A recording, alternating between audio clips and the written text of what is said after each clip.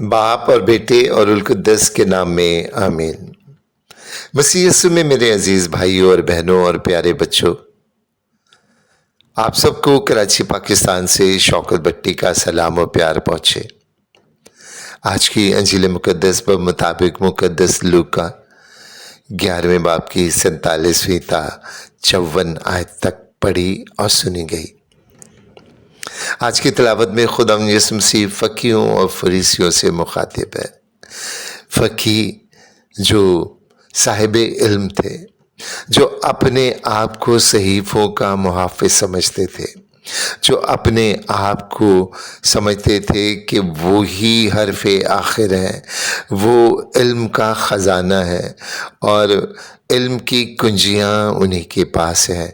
बाकी किसी को ये जुर्रत नहीं कि वो खुदा के कलाम के एक शोशे की भी वजाहत कर सके।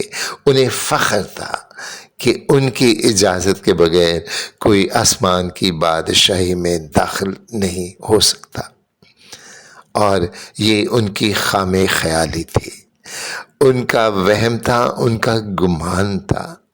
वो समझते थे कि वही हरफ़ आखिर है, हरफ़ आखिर कोई नहीं। मेरे अज़ीज़ों, हमारा इल्म चाहे कितना ज़्यादा क्यों ना हो, हमें चाहे दुनिया भर की बातें आती हों, इल्म के ख़जाने हों, लेकिन हमारा इल्म नाक़िस है, क्योंकि जो इल्म हम जानते हैं उससे कहीं ज़्यादा नामालूम ज़्यादा है, जिसकी हमें ख़बर भी नहीं। सिर्फ़ और सिर्फ़ खुदा ही हमें हिकमत देता है। रूहुल कुद्दस हमें हिकमत अता करता है, और उसने अक्लमंदों को रद्द कर दिया और कमज़ोरों को चुन लिया। तो मेरे अजीज़ों, आप चाहे कुछ भी इल्म रखते हो, खुदा के लिए वही काफ़ी है। उसके लिए ये ज़रूरी है कि हम अपने इल्म पर नहीं, खुदा पर भरोसा रखें, उस पर ईमान रखें। और खुदा यीशु मसीह यही बताना चाहते थे कि वो दरवाजे जो उन्होंने बंद रखे हैं वो उनके इल्म से नहीं खुल सकते, क्योंकि दरवाज़ा खुदावंद यीशु मसीह है। और खुदावंद यीशु मसीह ने मुकाशफा में वो दरवाजे हर किसी के लिए खोल दिए। वो कुंजियाँ उसने कलीसिया को अता कर दी, ताकि कलीसिया के वसीला से कलीसिया रूहुल कुद्दस से हदायत पाकर अपने ईमानदारों की ईमान को मजबूती अता करे। इसलिए मेरे अज़ीज़ों, ऐसे आलिम फाजिल से बचें जो नफ़रत के बीज बोते हैं, जो तफ़रीक़े के बीज बोते हैं, जो हसद के बीज बोते हैं, और जो एक दूसरे से प्यार करने से मना करते हैं, एक दूसरे से मेल मिलाप करने से मना करते हैं। मेरे अज़ीज़ों, आज की दूसरी एक अहम बात यह है कि फरीसी ने खुदा यीशु मसीह को अपने घर दावत पर मदऊ किया। मेरे अज़ीज़ों, दुश्मन अगर दुश्मनी करे तो ख़तरे की कोई बात नहीं होती, मगर जब एक दुश्मन दोस्त बनकर प्यार और मोहब्बत और उल्फत की बातें करने लगे तो उस घड़ी उसके मंसूबे नहायत ही ख़तरनाक होते हैं।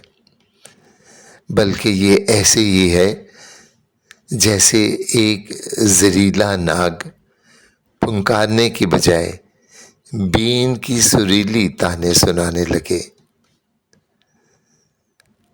आज की तिलावत में फरीसियों ने खुदा यीशु मसीह से मकर व फरेब करने की कोशिश की और उसे अपने जाल में फंसाना चाहा, उसकी दावत की। मेरे अज़ीज़ों, ये हरबा आज भी जारी व सारी है।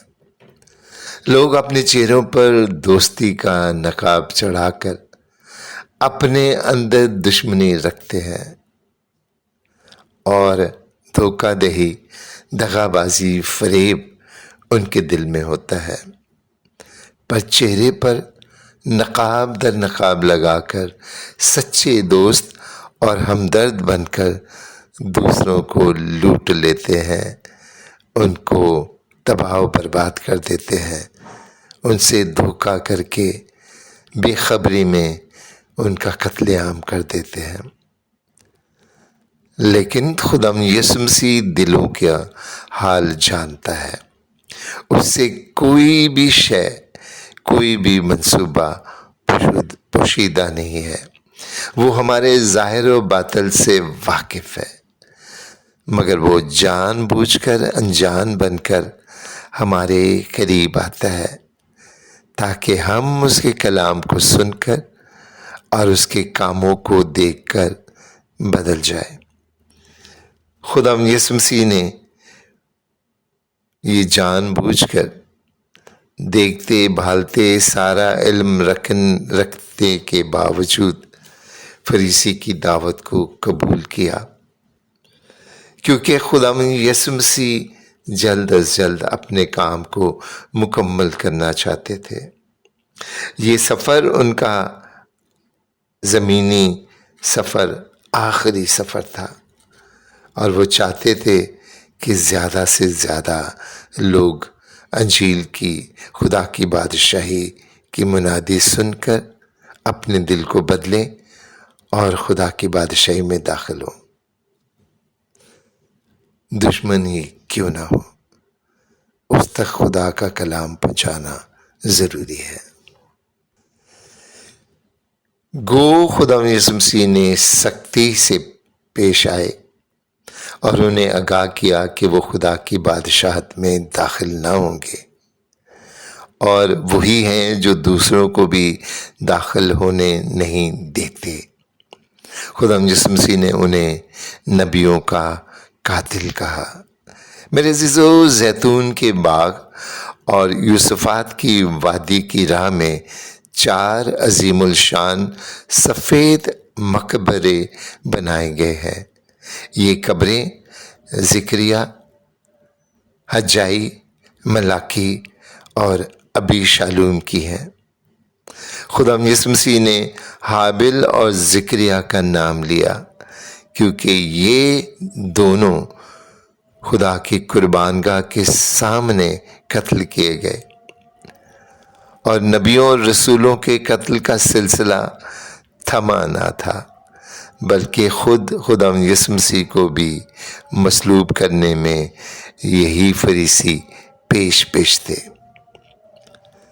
میرے عزیزو، خدا یسوع مسیح نے کہا کہ اگر وہ نہ بدلے، اگر انہوں نے اپنا رویہ نہ بدلا، تو ان سے سارے قتلوں کا، سارے لوگوں کا جنہیں انہوں نے شہید کیا، ان سے بدلہ لیا جائے گا۔